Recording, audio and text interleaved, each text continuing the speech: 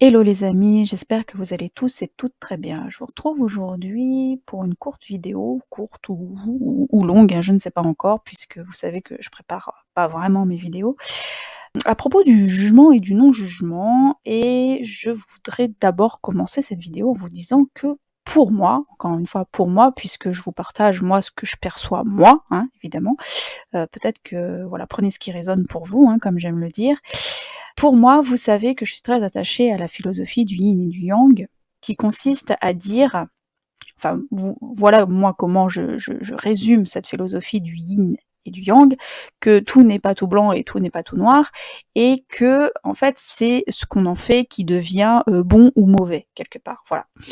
Et donc pour moi c'est un peu la même chose pour le jugement et le non-jugement, et c'est aussi beaucoup lié. Tout, tout est beaucoup lié en fait. Enfin tout est interconnecté. Aussi à la blessure originelle dont je vais vous parler, qui est beaucoup liée justement à cette notion de ne pas juger, voilà, de ne pas juger l'autre. Et que si on est atteint, si on se surprend à juger, entre guillemets, c'est qu'il y a forcément quelque chose qui se cache derrière. Sinon, ça viendrait pas nous titiller. Sinon, on n'en aurait rien à faire. Voilà. Sinon, ça glisserait sur nous. On n'aurait pas de jugement, en fait. Voilà. Donc ça, c'est la première notion que je voulais aborder. Et donc, pour moi, il y a vraiment le non-jugement et le jugement. Il y a vraiment deux facettes, deux manières de l'aborder. Alors tout d'abord, peut-être on peut parler de ce qu'on pourrait appeler le côté positif, entre guillemets, c'est juger dans le sens d'avoir un avis, un esprit critique, voire un avis éclairé, ce qui serait encore mieux, c'est-à-dire avec de la conscience. Et il y a le côté plutôt, on va dire, négatif, hein, encore, je mets des gros guillemets à négatif, c'est-à-dire juger dans le sens de se placer en juge pour avoir la capacité de condamner. Et ça, pour moi, ça n'a pas sa place envers quelqu'un qui ne vous a rien fait. Je veux dire, on va pas aller condamner quelqu'un qui ne vous a rien fait, ou par une situation qui ne nous concerne pas. Sauf que, si ça vient nous titiller à l'intérieur de nous, c'est que quelque part, il y a quelque chose qui nous concerne. Et que c'est juste la personne ou la situation qui vient réveiller cela. Alors donc, il est bon à ce moment-là de se demander qui vous avez envie de condamner quand vous jugez sévèrement les autres ou une situation. Une partie de vous dont vous avez honte, peut-être, ou que vous ne voulez pas voir, et admettre comme quelque chose de juste, comme quelque chose qu'en fait vous vous interdisez, vous ne vous autorisez pas, vous n'osez pas, de peur qu'on vous renvoie ce jugement que vous êtes en train d'émettre sur l'autre, jugement que vous avez dû recevoir. De qui? De qui avez-vous appris cela? Qui vous a dit que ce n'était pas juste, par exemple? Où avez-vous appris cela? Où avez-vous observé cela? De quel conditionnement? De quelle personne? Peut-être que c'est quelqu'un qui vous l'a dit, peut-être que c'est quelque chose que vous avez observé. Ça, c'est le premier cas de figure, en fait, du jugement, quelque part, du point de vue critique, qui nous ramène, en fait, à nous juger nous-mêmes à travers l'autre. Voilà. Donc ça, c'est le premier cas de figure. Maintenant, je vous pose une deuxième fois la question, pour le deuxième cas de figure, qui vient d'une autre blessure. Et là, je fais cette parenthèse à propos des blessures. On pourrait croire qu'il s'agit de la blessure d'injustice, mais ça peut être lié aussi au rejet, à l'humiliation, etc., etc. Toutes les blessures, en fait, en général, s'auto-nourrissent quelque part, et elles sont souvent imbriquées les unes dans les autres. C'est pour ça que les identifier, ça peut être tout à fait difficile, car ça ressemble comme à un gros sac de nœuds à démêler.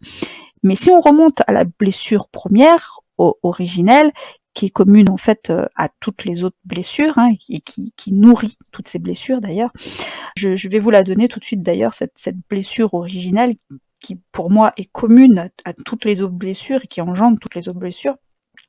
Il s'agit tout simplement du manque d'amour, où en fait on ne s'est pas senti aimé, et peut-être même qu'en effet on n'a réellement pas été aimé, et ça c'est très dur à admettre, que nous n'avons pas été aimés ou mal aimés.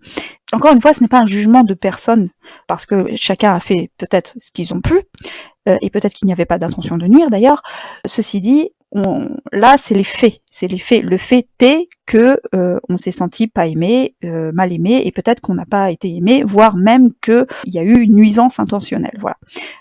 Alors, en remontant à la source, on peut libérer la charge énergétique liée à cette blessure originelle. Et ça, c'est pas quelque chose de magique, car ça demande beaucoup d'honnêteté avec soi. et que chaque personne a un ego plus ou moins fort qui cherche à nous protéger de cette douleur, de cette blessure originelle. Voilà, donc ça c'était cette petite parenthèse quant à la blessure originelle qui vient sur laquelle ça vient appuyer le jugement en fait. C'est d'où vient notre jugement. Souvent c'est parce que ça appuie sur une blessure originelle. Donc ça c'est vraiment le deuxième aspect. Donc je reviens donc à ce deuxième aspect du jugement et je vous repose la question: qui vous avez envie de condamner quand vous jugez sévèrement les autres? Une partie de vous, parce que soit c'est une partie de vous, soit c'est vraiment quelqu'un qui vous a fait du mal, ou une situation qui vous a fait du mal, et peut-être que la personne que vous êtes en train de juger, ou la situation que vous êtes en train de juger inconsciemment, vous fait penser à quelqu'un ou une situation que vous avez mal vécue, qui vous a fait souffrir, avec quelqu'un qui vous a peut-être mal aimé, qui vous a fait souffrir volontairement ou non. Encore une fois, on n'est pas là pour juger de l'intention de nuire, mais pour constater les faits. Le fait est que vous avez souffert. Ça, c'est un fait. Que ce soit intentionnel ou non, quelqu'un vous a fait souffrir et vous avez besoin que ces faits soient jugés, soient condamnés, car ce qu'on vous a fait, votre système juge que c'est inacceptable. Et c'est normal. Faire souffrir quelqu'un n'a rien de juste par rapport à son système, que ce soit fait exprès ou non. Ce monde est injuste et déséquilibré. Et notre conscience, notre âme pure, appelez ça comme vous voulez, cherche juste l'équilibre et la paix au milieu de ce chaos. Donc prenez conscience que tout ce dont vous avez besoin, c'est de effectivement prendre conscience de ce déséquilibre pour le libérer et trouver votre paix. Vous avez juste besoin en fait d'amour et de paix. Et tant que vous n'aurez pas réglé ce déséquilibre, cet état d'amour et de paix, vous risquez de le chercher, où la vie va venir vous le présenter pour que vous libériez tout ça, pour mettre de la conscience et pour trouver cet état d'amour et de paix. Donc pour résumer ma guidance, parce que là je me rends bien compte que ça part un peu dans tous les sens, mais vous avez l'habitude si vous me suivez. Ceci dit, encore une fois, prenez ce qui résonne et vraiment essayez de faire le tri, mais je veux dire, si c'est pas très intelligible, j'essaye de l'être, mais je sais que je le suis pas souvent.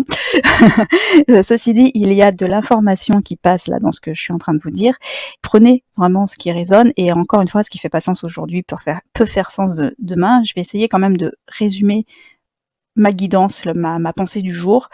Donc, il est bon, en fait, d'avoir un jugement, d'avoir un esprit critique et avoir un avis. On a tous le droit d'avoir un avis et de penser différemment consciemment. La conscience, c'est ça le plus important en fait. Il est bon aussi d'émettre un jugement pour se libérer du manque de conscience.